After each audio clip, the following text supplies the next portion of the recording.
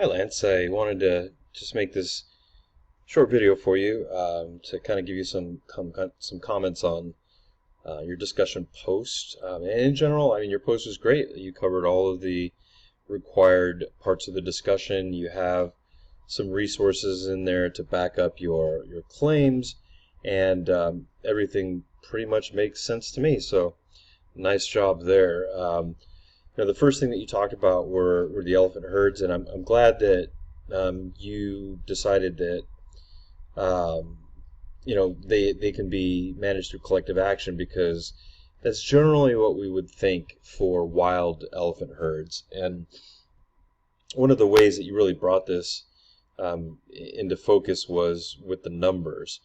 The source that you had, I checked it out, and 450,000 seems to be about right. I looked at another source. This is from the World Wildlife Fund, which is a generally pretty respected nonprofit that collects data and educates people on wildlife, and they're saying about 415,000. So let's just call it about 400,000 elephants, at least in Africa.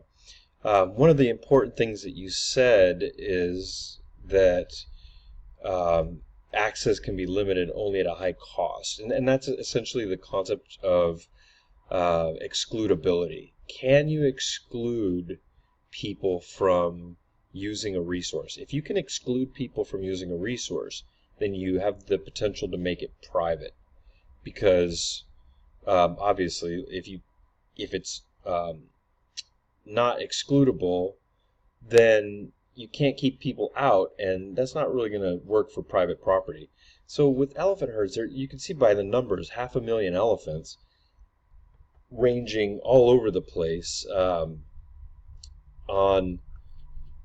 the website that you had posted, there was a range map, and you can see that it's just all over Africa.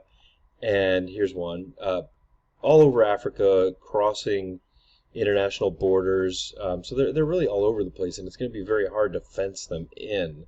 So just by nature of them being non-excludable, we have to say that they're going to be managed through collective action, because privatization just really isn't an option for wild elephant herds. Rivalry is a concept that you have. You got it correct. Rivalry is very simply, if I can use the resource and take it, then somebody else isn't going to have access to it anymore. And for elephants, yeah, as soon as I shoot 10 elephants and take their ivory, well, my rival, or the other people that I'm rivaling consumption with, they can't have that ivory.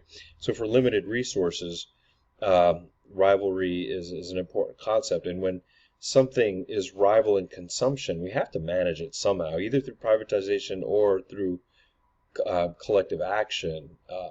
With other resources that are sort of non-rivalrous, like a fireworks display or the view of a mountain like Mount Fuji or something like that, for those sorts of things, we might really not worry too much about taking that resource and using it all up. We're not going to essentially find ourselves in the tragedy of the commons. So anyway, looks like you have a good idea of what rivalry is. If I can use it, you can't use it, and that's kind of the end of that. Now, the precautionary principle, that's another thing that you got right. We definitely want to make sure that we keep all the resources in the animals and the plants and everything from being completely depleted, because we never know, we might need them in the future. And I mean, the precautionary principle in my mind has always been best illustrated in one of the Star Trek movies, where they had to go into the past to find whales that had gone extinct and bring them back to the future so that an alien race wouldn't destroy the planet.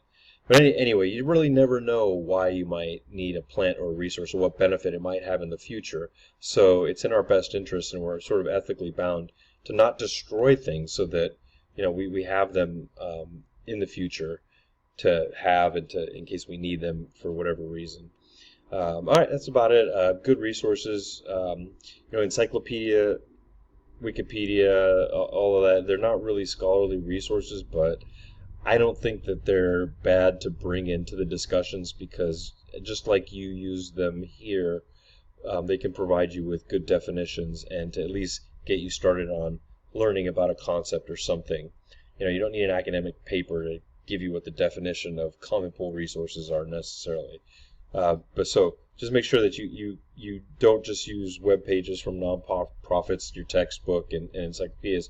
For your paper, you still need to use scholarly resources, and those can be found for the most part under the course materials tab. There's all of these required resources and recommended resources that are acceptable as scholarly resources for your work. If you have any questions, please let me know.